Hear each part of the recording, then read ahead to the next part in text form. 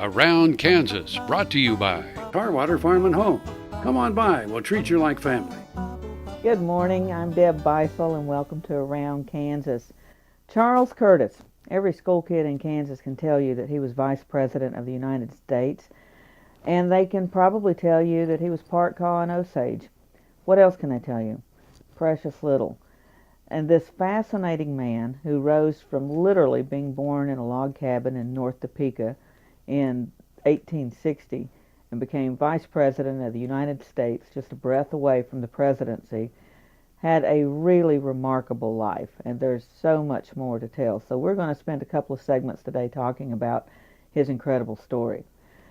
Now, Curtis was born to a French and Indian mother and a white European father. His mother, Ellen or Helen Pappan, depending on who you talk to, which source you use, lived in North Topeka, which was land owned by the Kaw. So the Pappans owned and operated a really important ferry crossing in North Topeka. It came across to the south side of the river and was part of the Oregon Trail crossing. So the Pappans operated a pretty lucrative business with the ferry. Come along Orrin Curtis. Now Orrin Curtis, typical pioneer, comes from the east. His lineage goes back to the Pilgrims. Now he was a little bit of a shady character in some respects. He had abandoned one family. By the time he died, he had married 5 times. He was not around, which might have been a good thing for young Charlie Curtis.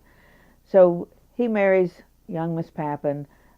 He's working with the Pappans in the ferry business, and then the Civil War breaks out. So he joins up.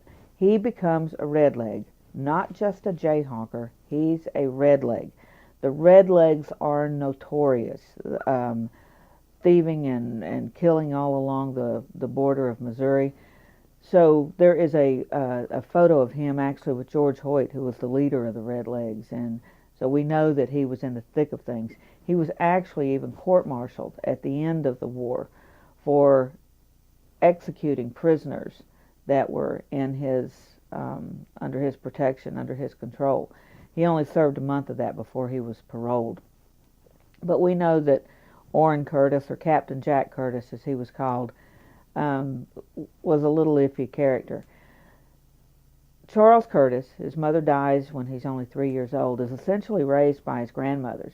He's raised by his white grandmother in North Topeka, staunch Methodist Republican, and his French and Indian grandmother, who goes to live on the Kaw reservation at Council Grove when the Kaw are removed to Council Grove.